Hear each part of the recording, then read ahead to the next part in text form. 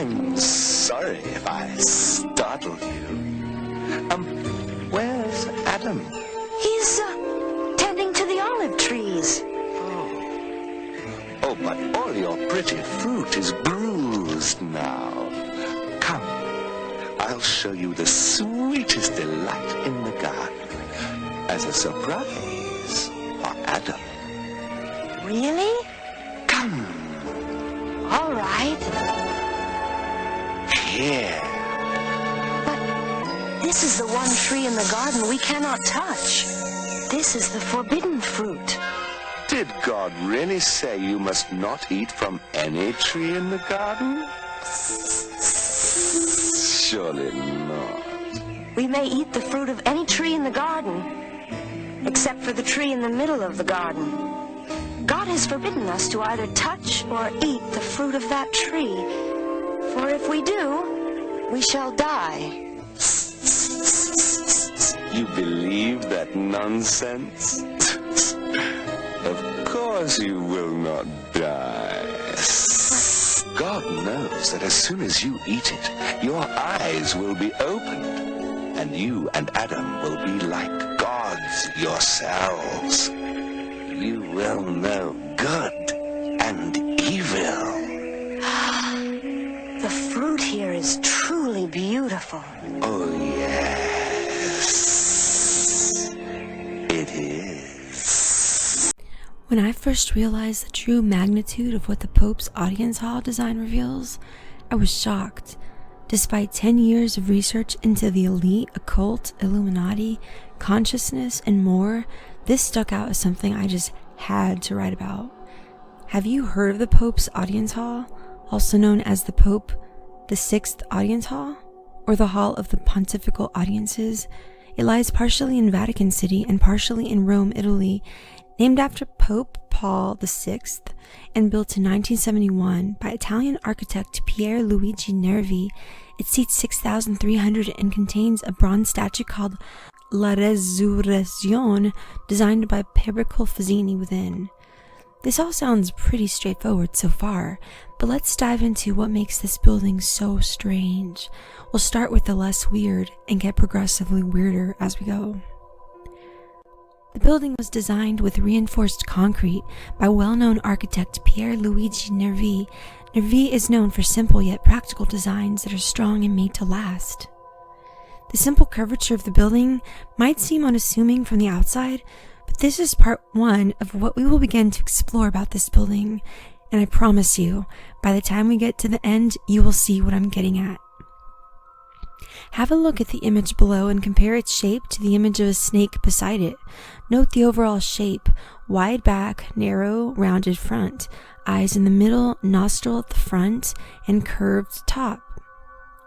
As you can already see in the image above, there are two windows on either side of the building that resemble eyes.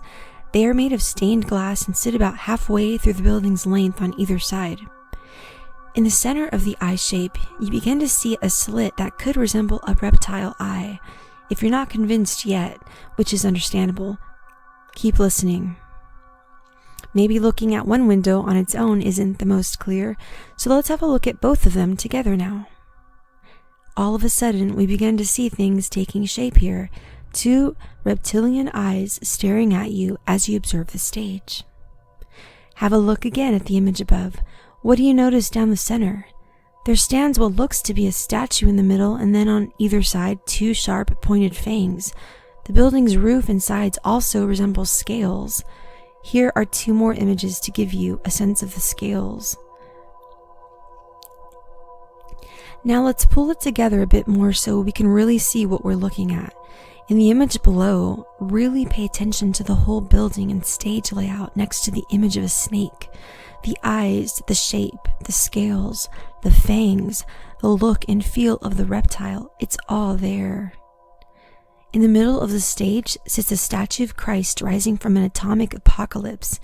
It was designed by Pericle Fazzini and put in place by 1977. Have a look at it below. Do you notice anything about Jesus' head?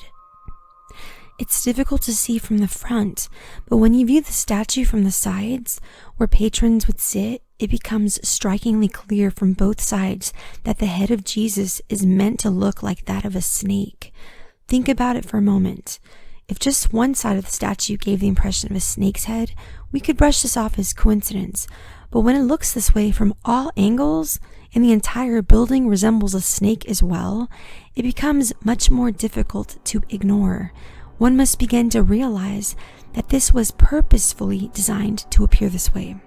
The thought and planning that went into this would have to have been immense. The reality is, there's an obvious reason for this imagery. You may be asking what that reason is. Why was this building built in such a way that the Pope appears to be speaking from the mouth of a reptile? If you aren't asking that question, you're simply turning a blind eye.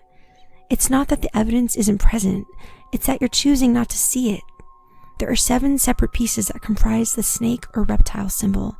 If it were 1 or 2, I would understand your skepticism, even 3. But when 7 pieces come together so beautifully, so perfectly, you know beyond any shadow of a doubt that it was intentional. Regardless, I know what I'm saying may be difficult to accept, but all tough truths go through phases. Laughter and ridicule, partial acceptance, and then, eventually, they appear self-evident to the population. I believe we're getting closer to the 3rd stage when it comes to understanding who truly runs and has influence over our world, which is why this snake symbolism exists here.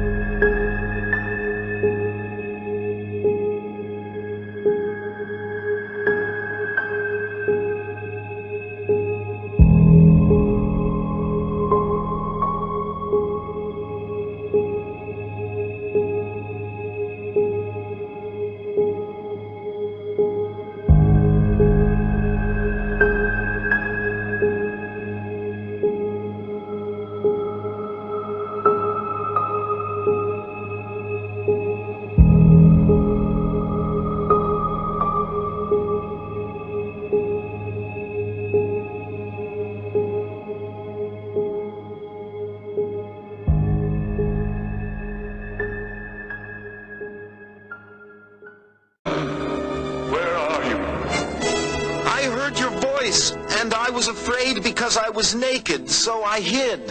Who told you you were naked? Have you eaten from the forbidden tree? The woman you put here with me, she gave me some fruit from the tree and I ate it. Woman, what is this you have done? The serpent tricked me.